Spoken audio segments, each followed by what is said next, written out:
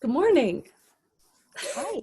We just started recording, and the moment I did, the sun came out, and I can see all these dots down my face. So I might need to fix that. But hi, this is the third week of our Poetry Advent. If you've been tuning in, our third and final week.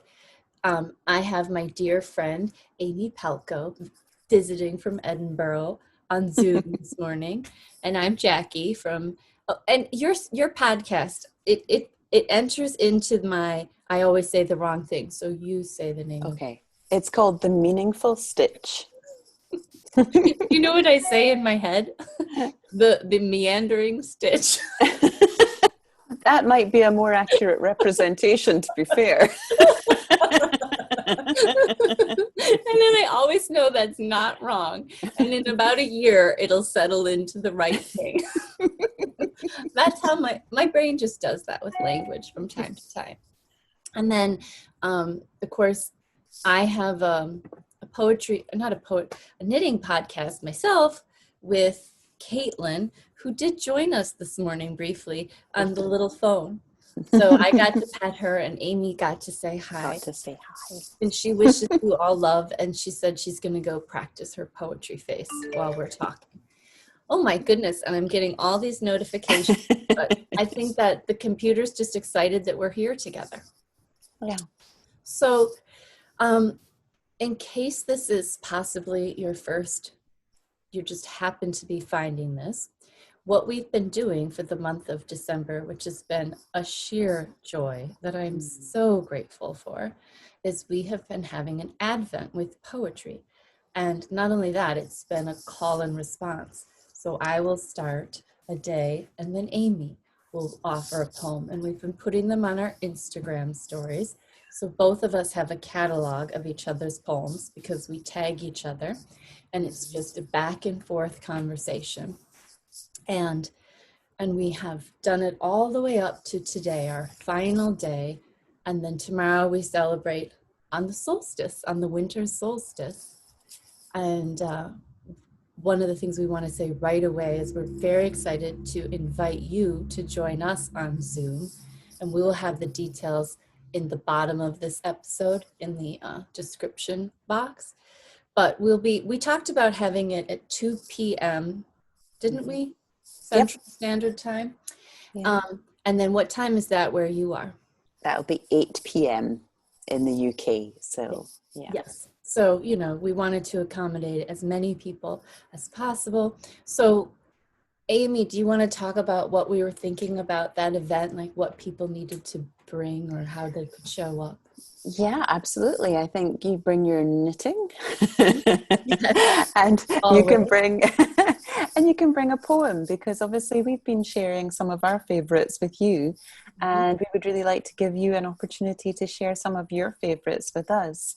And I think one of the wonderful things about the internet is that we get to live these incredible global transnational friendships. And so we would love for you, if you are from wherever you're from, that you can bring in a poem that is in the language that you speak, and you can either bring that with an English translation or you can just speak it to us. We would love to hear whatever you want to share.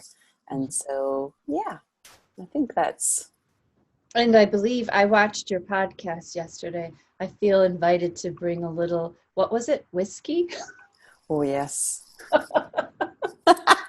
it was Christmas. It is Christmas. I might have to take a break from my Diet Coke. Well, yes, I think I will have a dram with me tomorrow.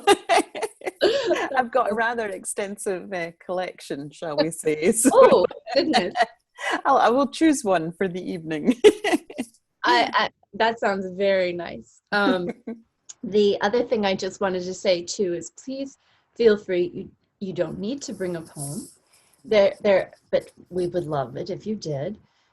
But you can just come to listen and to knit and to be with people. And it's just been so delightful because the comments and feedback we've gotten has been from a lot of people who maybe they haven't been thinking about poetry for a long time. And it has felt for them, we just heard a lot of nice things about how invitational this has been. And that's a real joy.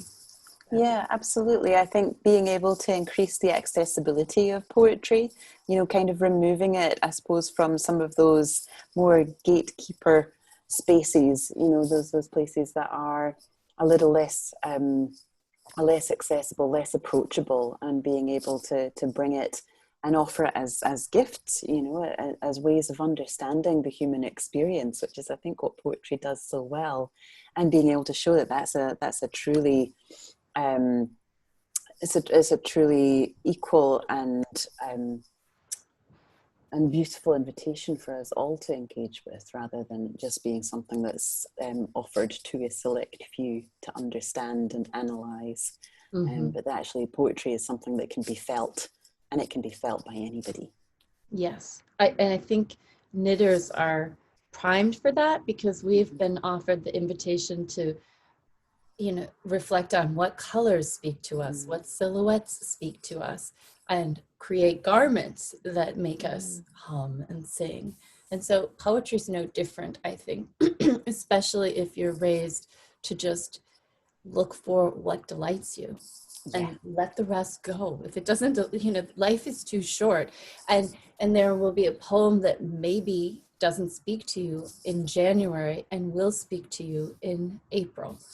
It's okay. Yeah. And or may never speak to you. True, or may never. And there'll be another poem out there.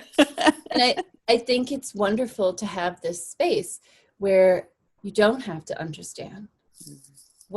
That's a blessing, to be honest.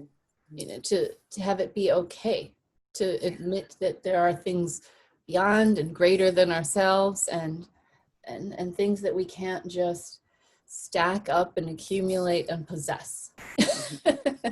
And poems are like that. Yeah, absolutely. But the final thing I'll say about it, probably not the final thing, but the other thing I want to say though, is there is this great tradition though of inhabiting your mind with beautiful phrases. And so it is nice to start to explore what you love in that way. And then sometimes they come back to you when you need them. And I really appreciate that. Yeah, I would certainly say that some of the poems that we've chosen between us over the course of this week absolutely have some of those phrases in it that I keep returning to. One of the phrases, not from this week, but one of the phrases I quite often say when we're out for a walk, particularly when I went for a walk with the children when they were younger, was the opening lines of T.S. Eliot's The Love Song of J. Alfred Prufrock. Let us go now, you and I, as the evening is spread out across the sky. And then it goes, like a patient etherized upon a table. Oh my God.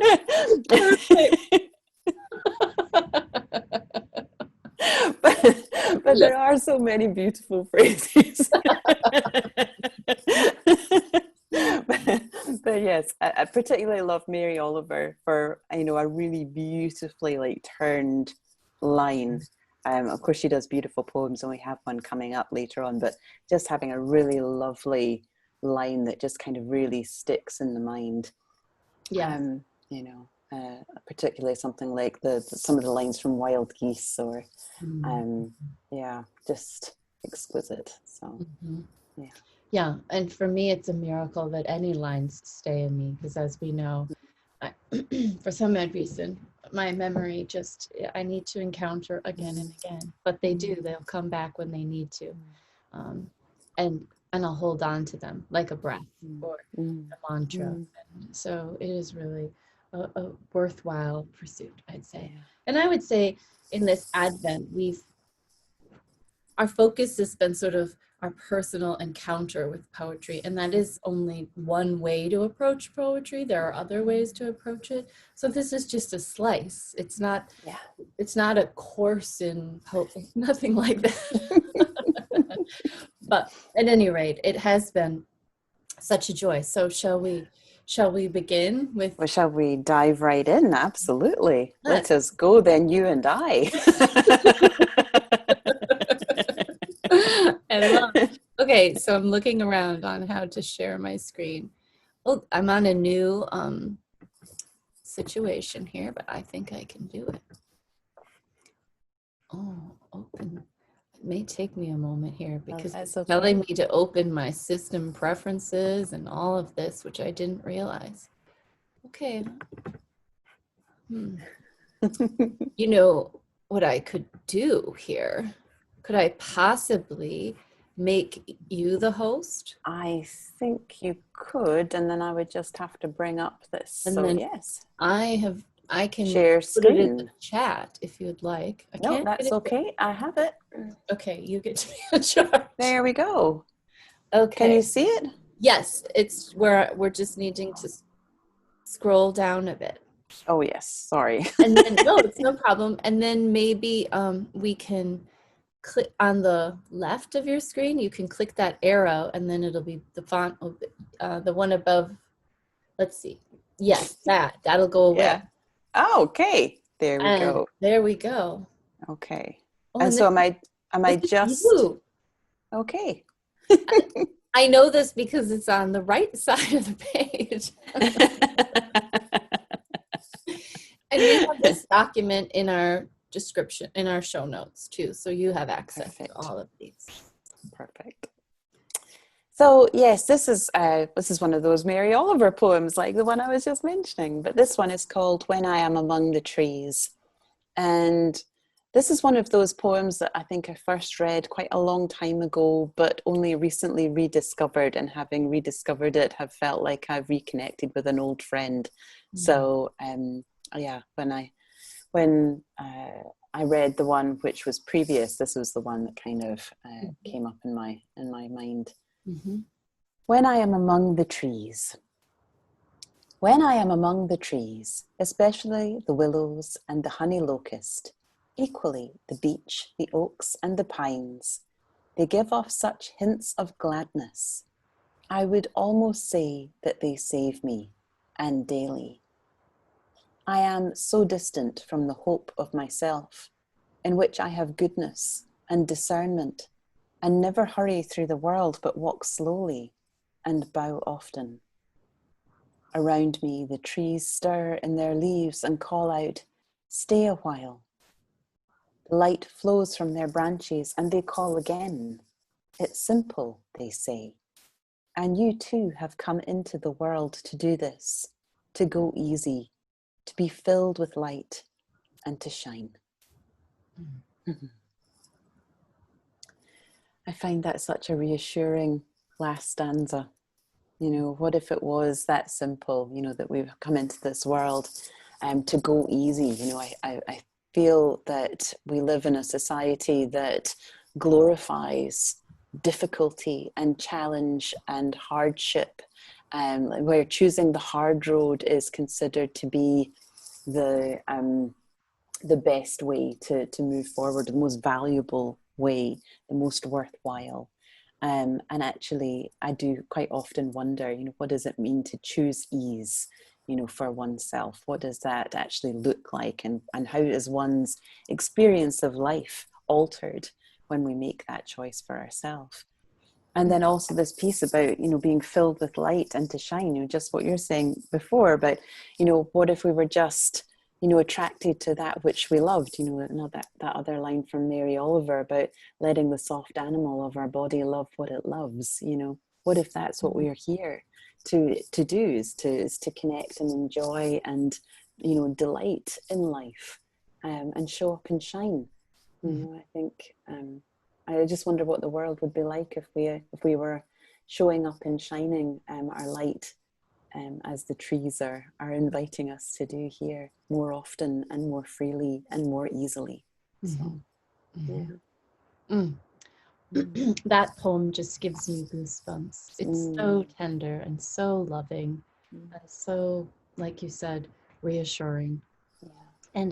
And I do think, well, we can't experience delight constantly, or maybe somebody can. But I do like to welcome it and let it arrive. And so in that way, I guess it speaks to that theme too, of just going out amongst the trees and being with them. Yeah. Absolutely. Forest bathing. Exactly. Exactly. I think I'm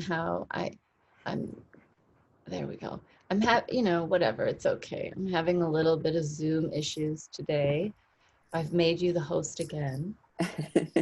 Um, Mary Oliver, though, she's kind of in her own category, I think. Isn't she?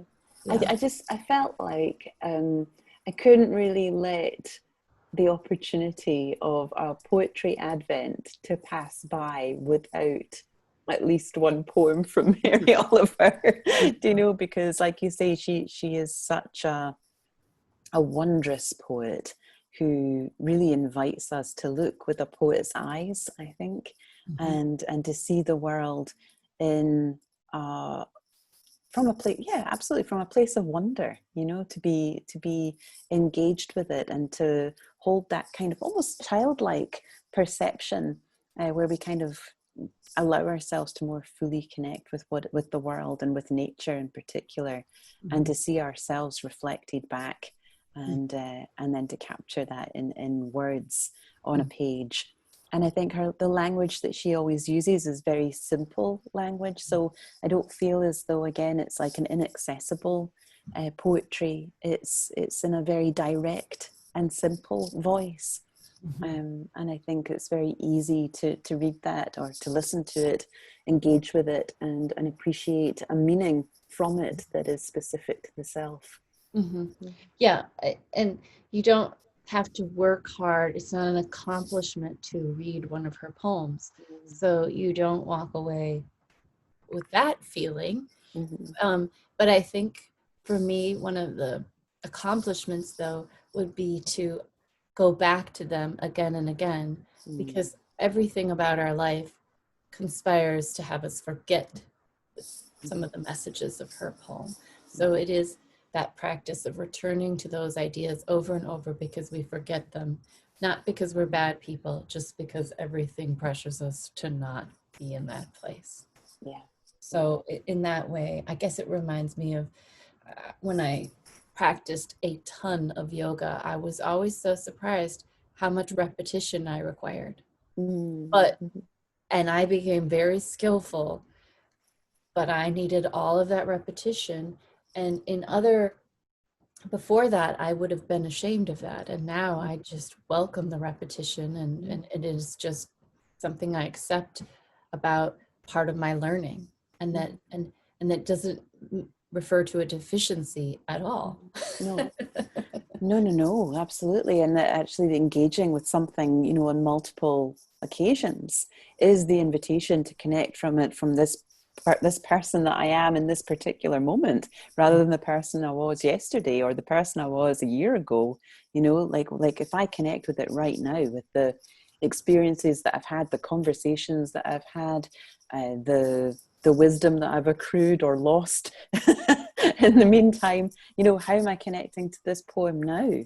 And being able to see it with new and fresh eyes every time, I think is a practice. And then also some of these poems that are more really quite familiar to us, maybe. Yes. Like our mother is, like our children are, like so much that's close to us is familiar. It is the opportunity to meet the familiar too with a freshness. Yeah. So yeah. I love her too so much, and I'm so glad. And in our Advent that wasn't included, there were many Yes. on my end too. What did we call it? The Forbidden Advent. Ooh, I want that one.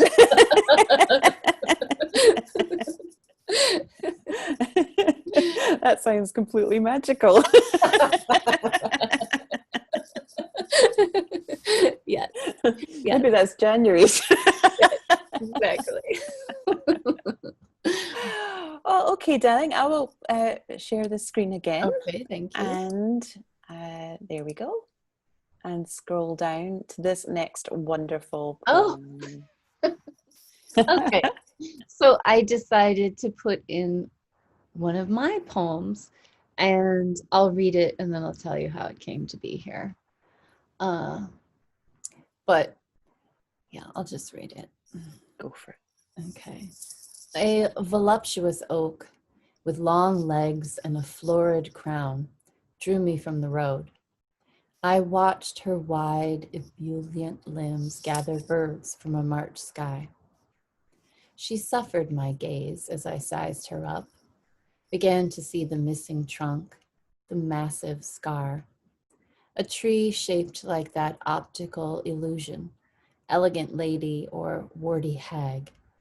And just then I recognized my own life, the loss and the growth.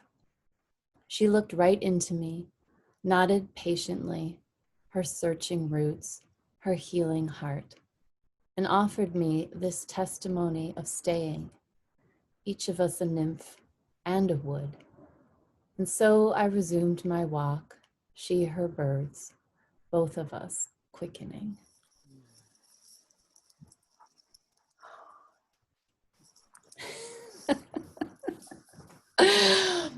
Okay, obviously audacious to put in one of my poems, but I was looking for poems, and I had, as is usual, probably a dozen that I wanted to add that day.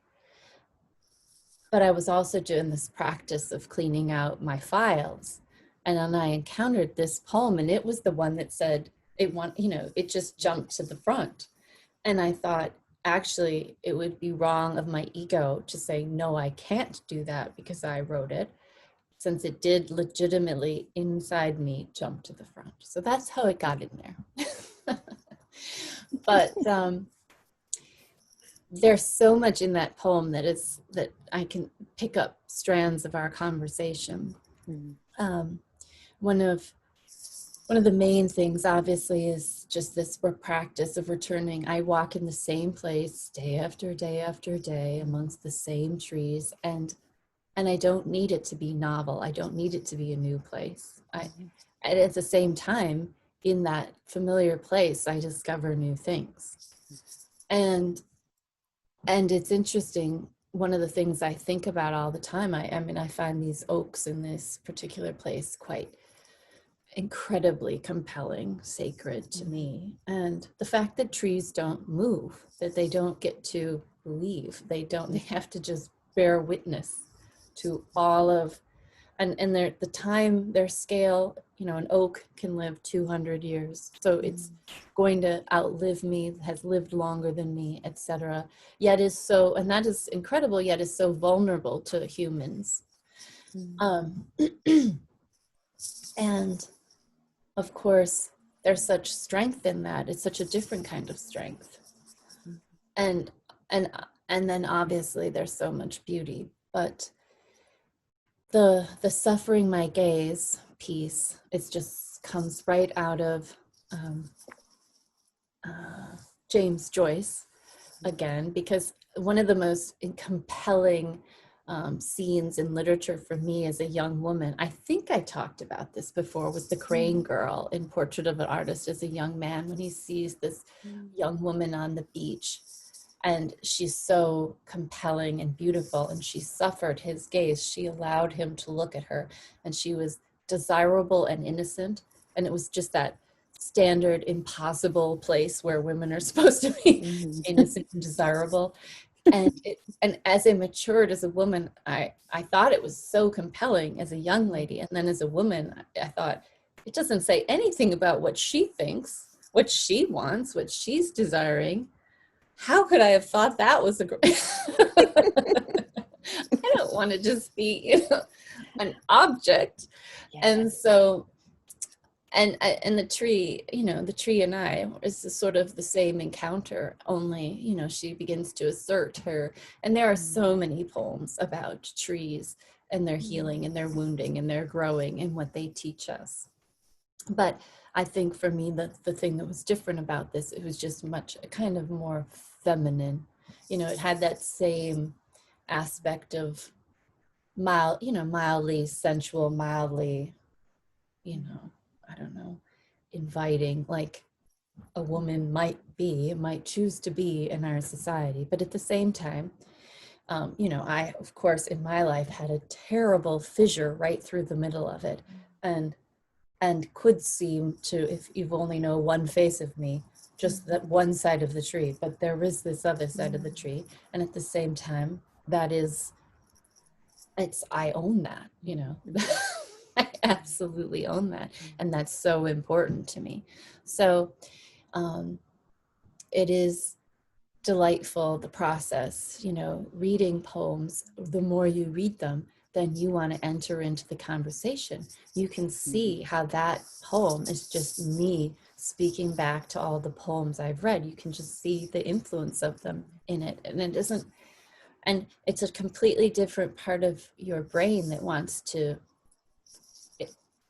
play along. You know, once you're done playing along, then that familiar pain in the ass side comes of the ego of, is this good enough and how dare you, etc. But that will always be there, and you can just say thank you for sharing.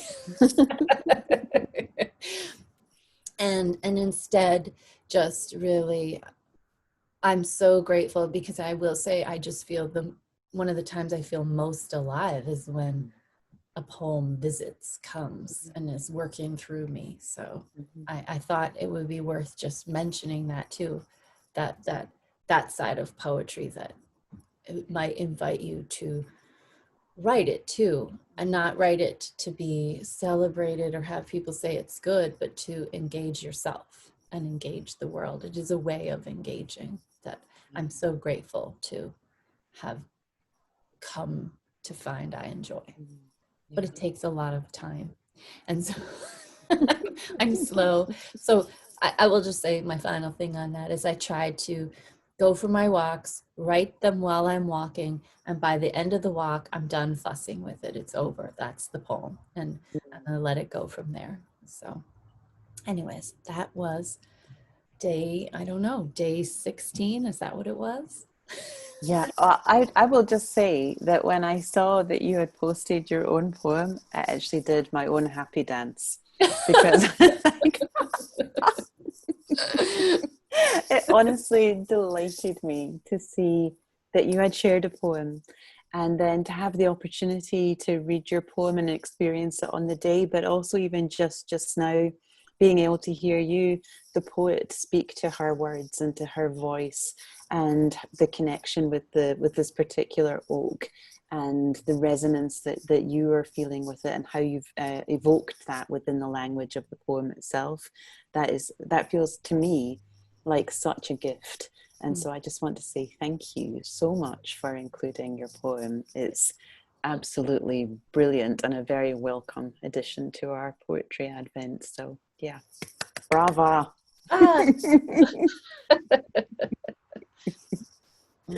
Beautiful.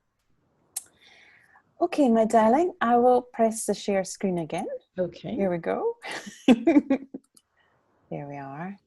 Oh, yes, that was day 15. Okay. So this is day 16. And it's a poem by Derek Walcott, and it's called Love After Love. The time will come when, with elation, you will greet yourself arriving at your own door, in your own mirror, and each will smile at the other's welcome and say, sit here, eat. You will love again the stranger who was yourself. Give wine, give bread, give back your heart to itself, to the stranger who has loved you all your life, whom you ignored for another, who knows you by heart. Take down the love letters from the bookshelf, the photographs, the desperate notes. Peel your own image from the mirror. Sit, feast on your life.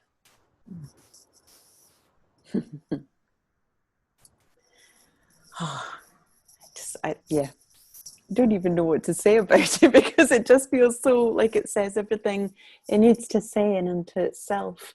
I love that last phrase, sit and feast on your life, and that's something that I think about often.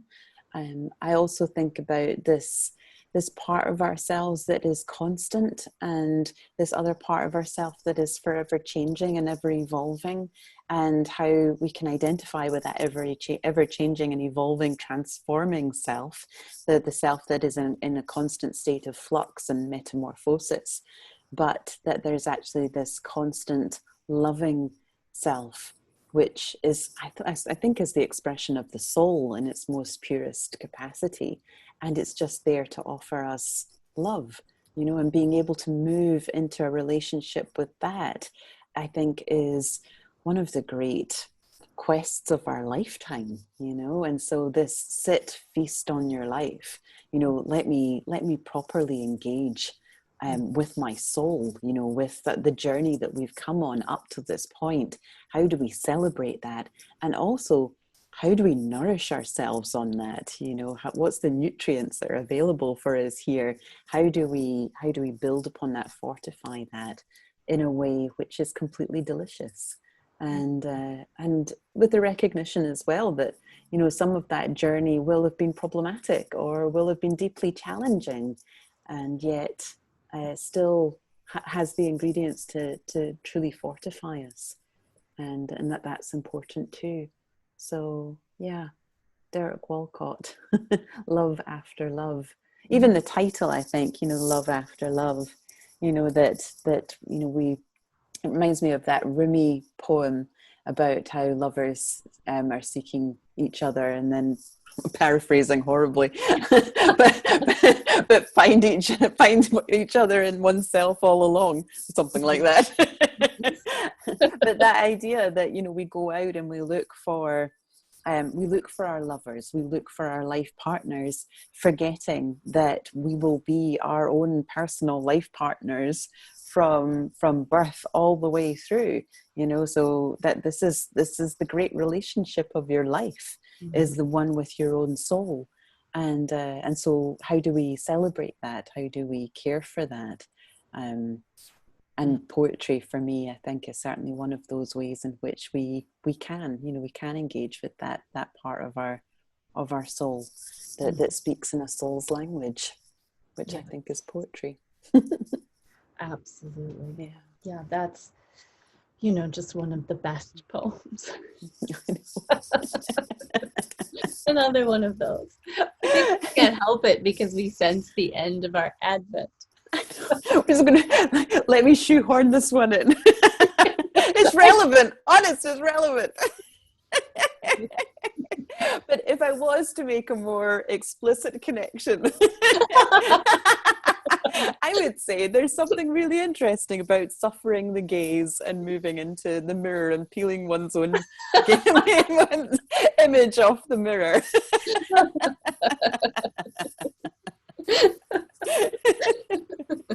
Oh, that's funny. Yes, but again, it's just so different to read the words and see it as a complete object of a poem than and admire it to then experience it. Those are two different things. Yeah. And it is the work of a lifetime to experience it occasionally, at least. I just feel like telling a quick story that go for it. The closest thing I've come to that poem was walking in the Arboretum. It's just this huge prairie surrounded by woods near my house, and I love this prairie. It's called the Curtis Prairie. And I love finding new trails, and I came out of the woods onto a new prairie that I'd never been in before. And I couldn't believe I discovered it. And I thought it was the most beautiful, precious prairie in the world. And how could I have not known it was here? And I kept walking, and then I realized I'd just gotten turned around and I was in Curtis Prairie. But as soon as it became familiar, it was like, oh, it's Curtis, you know, and that shift astonished me, you know, and that, I think that's what the poem is speaking to too. Yeah, I love that. Yeah, it absolutely resonates, because, you know, I think it is that sense of being able to connect with new eyes and experience that flush of first love, but actually moving into those more familiar places, but being able to bring that freshness or that new eyes and that new sense of desire and appreciation, I think is actually one of those great quests of a lifetime, isn't it? If we are most familiar to ourselves, of course. So then how do we look upon our soul with new fresh eyes of appreciation and love and cherishing? Yeah. I did I do throw up some poems from time to time on my personal Instagram, and there is one on there where I explicitly wrote it about the Derek Walcott poem. But unlike the next poet, I think is Rilke, who I couldn't resist and I put two in. I was not going to put two Jackie Rose poems in her Advent. But in the Forbidden Advent, that could be enough. You know, if we keep talking about it, it's going to become a thing. That's just FYI. Okay, here's the next one then. Here we go. Okay, so Rilke is my favorite poet. You know, I just, no words, so let me just share the poem instead. I am too alone in the world, and not alone enough to make every minute holy. I am too tiny in this world, and not tiny enough just to lie before you like a thing shrewd and secretive. I want my own will, and I want simply to be with my will as it goes toward action, and in the silent, sometimes hardly moving times, when something is coming near, I want to be with those who know secret things, or else alone. I want to be a mirror for your whole body, and I never want to be blind or to be too old to hold up your heavy and swaying picture. I want to unfold. I don't want to stay folded anywhere, because where I am folded, there I am a lie. And I want my grasp of things true before you. I want to describe myself like a painting that I looked at closely for a long time, like a saying that I finally understood, like the picture I use every day, like the face of my mother, like a ship that took me safely through the wildest storm of all.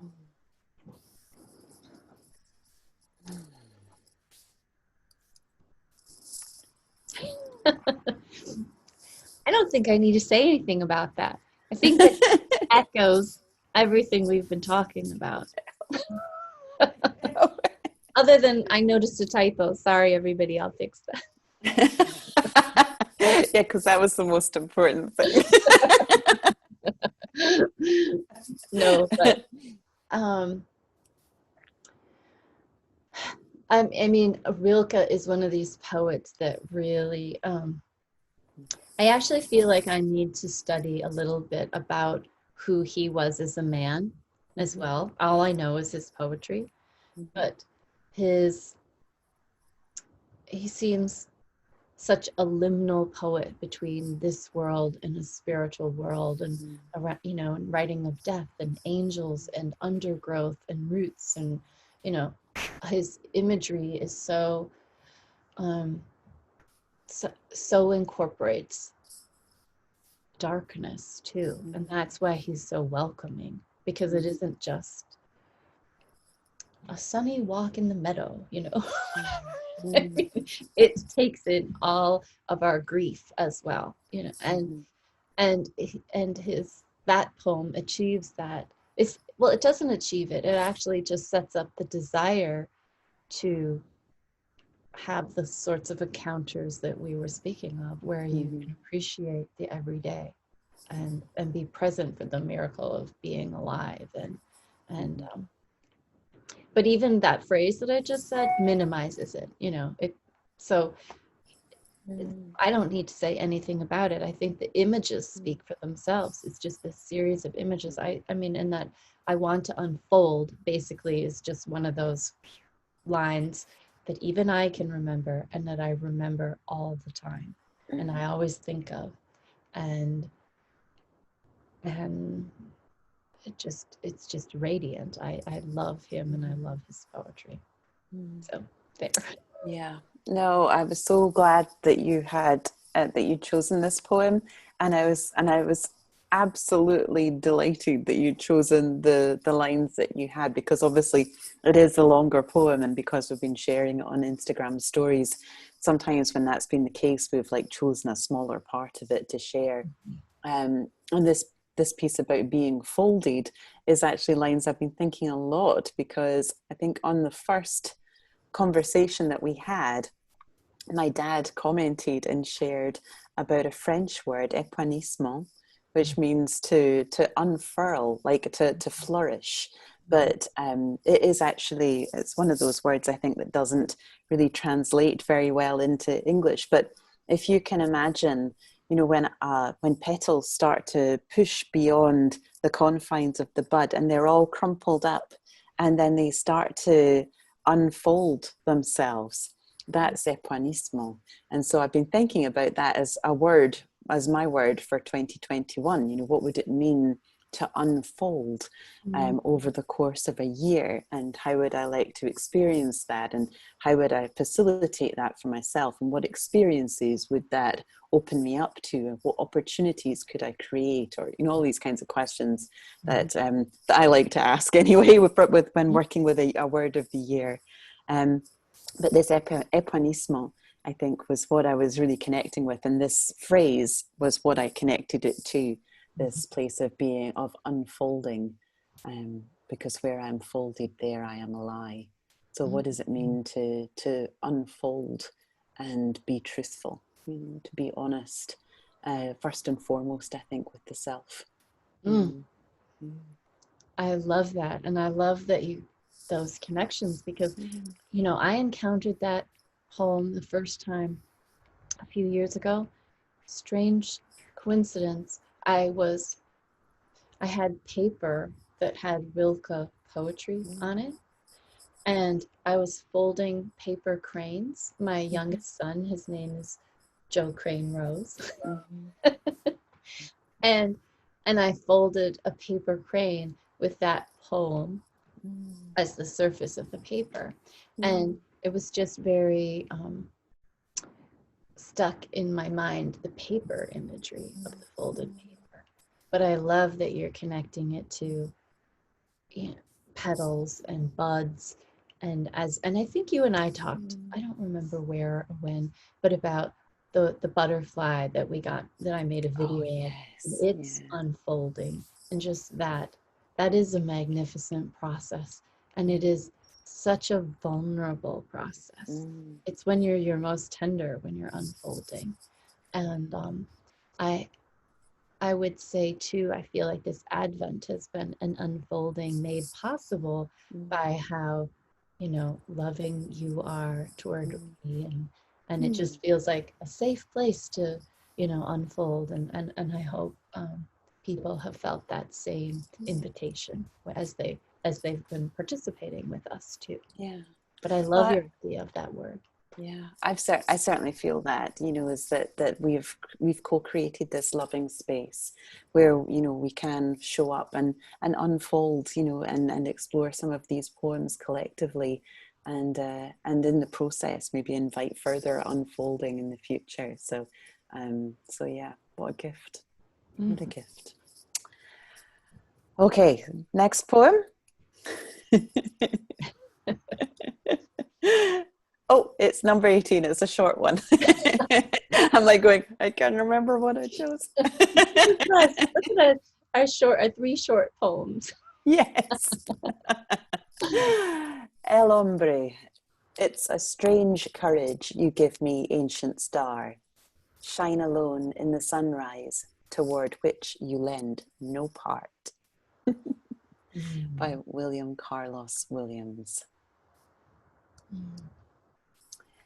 So I think one of the reasons why I shared this poem in particular, well, I think for one thing, it relates to the Rilke use of strong imagery, because William Carlos Williams is an absolute master at creating or painting with words, really, about creating like a very strong word picture that's easily apprehendable, but done in such a way that it provokes a particular emotional response or recognition.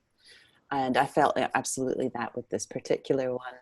And I also felt that, I don't know if you've seen, lots of people are talking about the Christmas star, that on solstice we've got this conjunction of Saturn and Jupiter. It's going to be the closest to the planet Earth in, I think it's 2000 years. Oh. And so it's actually thought that this particular conjunction could have been like the Christmas star that we then read about in the Nativity. So we're going to have this, we have this conjunction at the moment. It's an incredibly bright point just above, well, certainly in the UK, is just above the horizon at sunset. And you can see it, I think it's between 4:30 and about 6:30 at night over the next few nights. And it's peaking on the winter solstice tomorrow evening.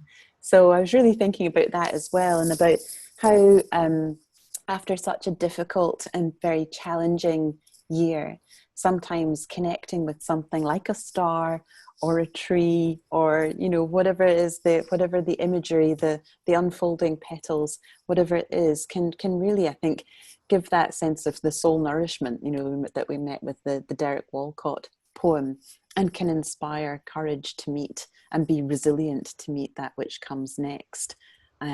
So yeah, I think that was really why I shared that one. Thank you for sharing that. I didn't know the poem, and I didn't know that about this time. Yeah. So after our Zoom call tomorrow, I'll have to go out. Yeah, have to go and check it out. Well, it will already have set in the horizon by the time, on this side of the world anyway, by the time we have our conversation. So I'll need to go out beforehand. Yes. Oh, how interesting. I mean, that's the thing about this experience of doing this with you, that you will have that it'll be reaching me as Yes. in the It'll be process. on its way. Yeah. It's moving through. Okay, Janet, I'm going to press the share screen again, and for your last poem. I know, and I had to put, this was one that just said must be here. That's what it said to me, and I didn't need to look any further. Not to be cut off, not through the slightest partition shut out from the laws of stars. The inner, what is it if not intensified sky, hurled through with birds and deep with the winds of homecoming? Another Rilke.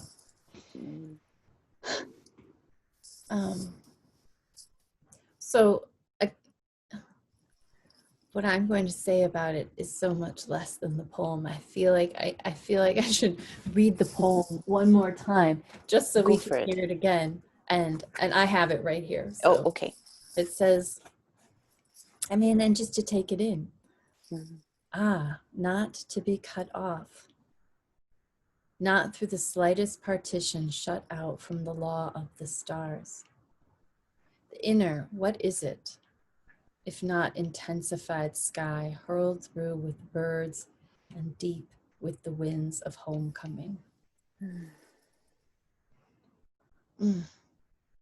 It's just such a beautiful expression of what it is to be alive and what it is we're doing here. Why, like, the whole beauty of having these ability to have these perceptions to see the world without, and then what tools do we need to see the world within as well.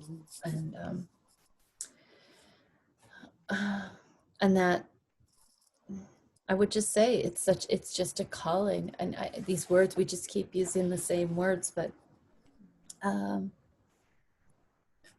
to keep having an encounter with your own inner world that isn't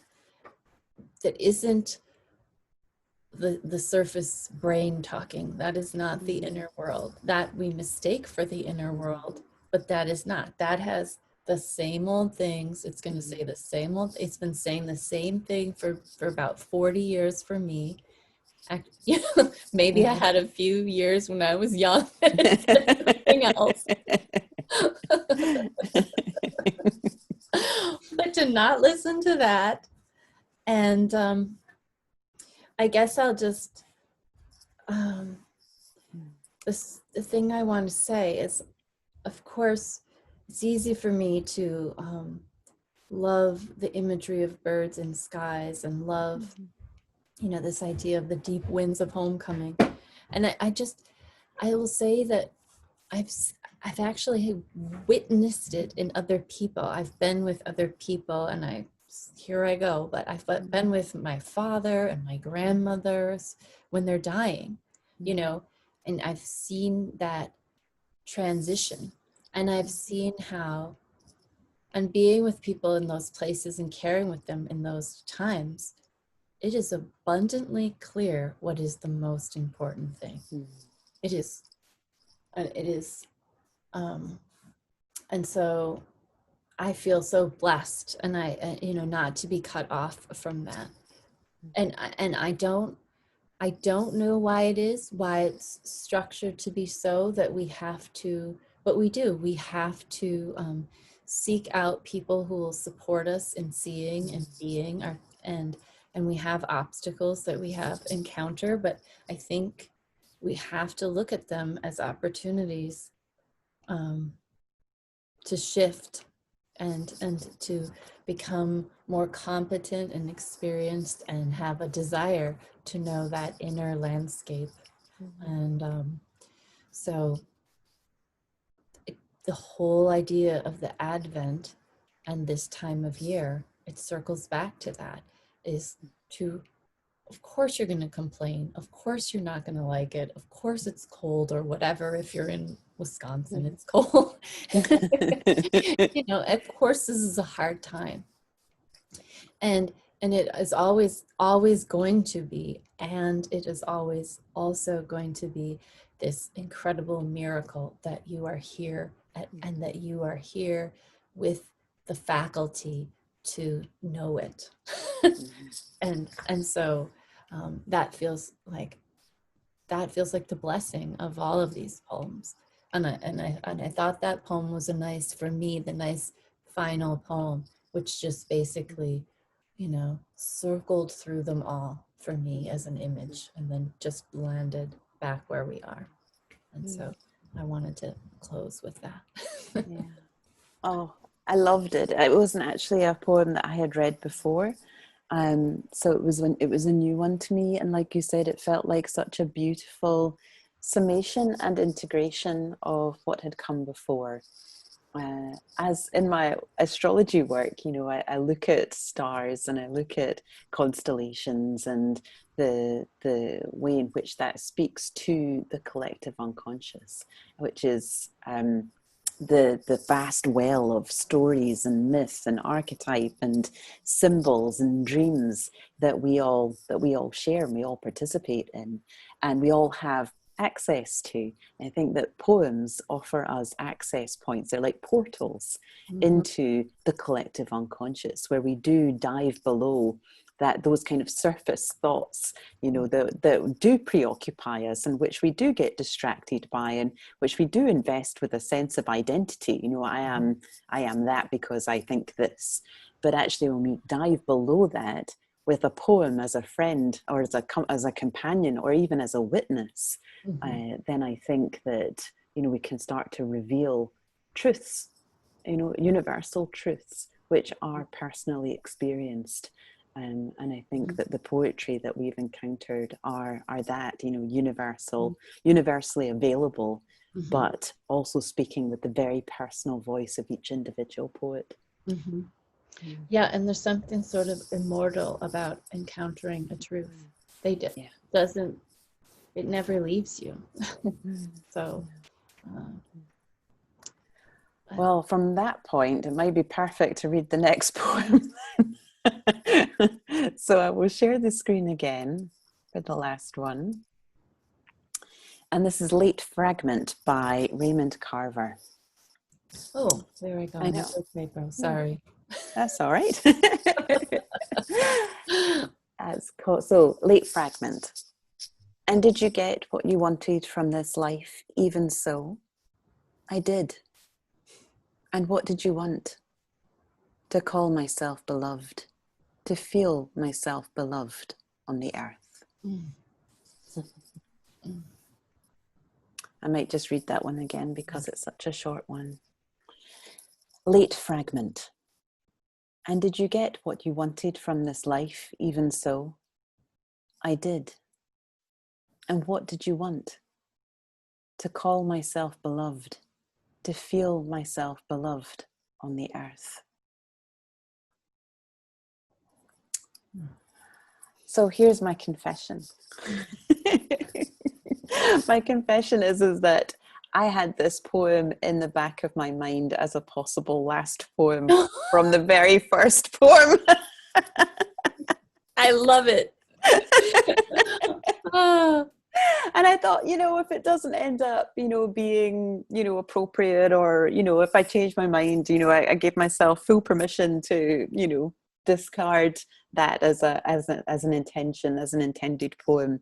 But when we came up to it and I read your beautiful Rilke poem, I thought, okay, it is destined. It is written in the stars.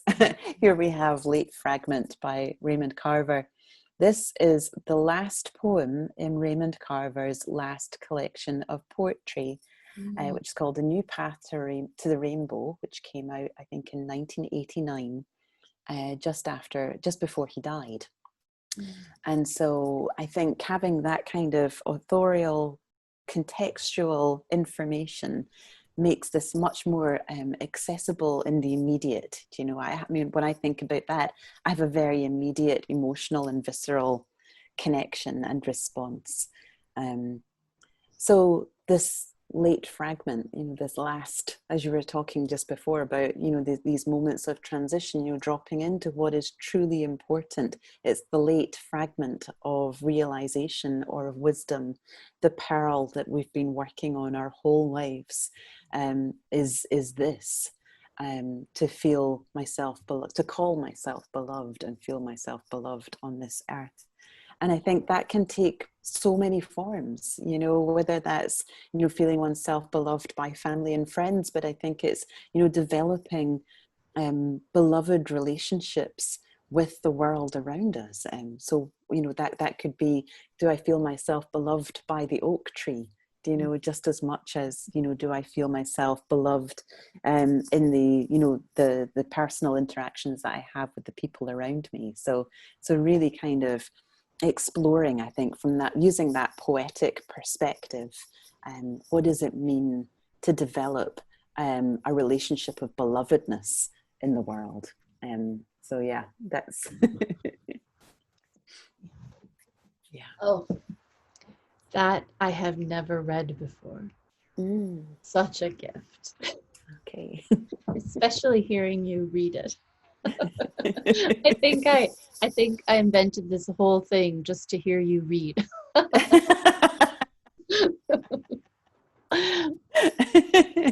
Because it is, I've said this before too. I saw it on Instagram and but it is nothing. It is just not the same.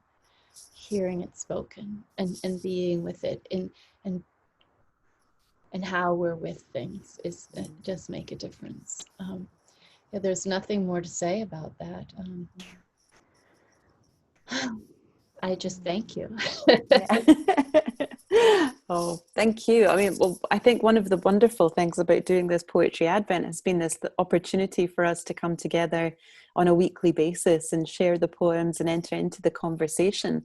And I think that is also one of the things that I see reflected back in this particular poem, is that it holds such a conversational quality to it. You can hear quite clearly that there are two voices in it that are contributing to a dialogue.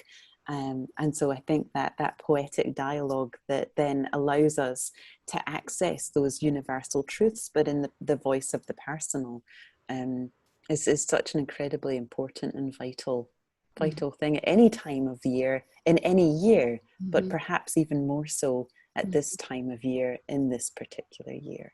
And we're just so blessed to have created a container to hold these, 20 poems? Yeah. Hold these 20 poems. And because as we've said, there have been so many, but it's nice to have time with these. Yeah. And let them speak to each other and through each other too. That's been the remarkable thing about this as well, is that they keep rippling and echoing. And in that sense, they really sit as this curated collection. They are like a poetry anthology that we were just talking about before. That together, that we have produced this, very carefully and very thoughtfully and very lovingly constructed collection for people to really engage with, and for us to engage with, first and foremost, perhaps. Yeah, no, that felt really wonderful to me. The interpoetry, whatever you would call it, intertextual connections. That just sounds like an assignment. So this, and I will, my confession is that when we began recording this morning, I thought, I can't possibly enjoy this conversation as much as I've enjoyed all the other ones. We've said everything there is. I mean, that's that voice, that one was speaking. And yet, diving below the surface, we've found so much more to say. Exactly. Well, thank you so much thank you, and then thank all of you who've been watching. And again, we just, regardless of whether you come tomorrow or not, we've so appreciated your comments, your little hearts, your participation, your allowing us to do this. Absolutely deeply appreciated. Thank you for your presence, and thank you for your attention, because I know that there's so much going on at this time of year that is calling for your attention, for your focus. And so for me and for Jackie, I think it's been a real blessing and a gift to be able to share these poems and to have them received so beautifully, and to feel that we were contributing towards a larger conversation that's really been incredibly nourishing and fortifying. We are certainly feasting on our life at this moment. I know, and I don't want it to end. Like, I don't want to stop recording because I've enjoyed it so much. But the reality is, there's lots to do still. Okay. All right. Well, thank you, everybody. All right. Bye. Bye, my love.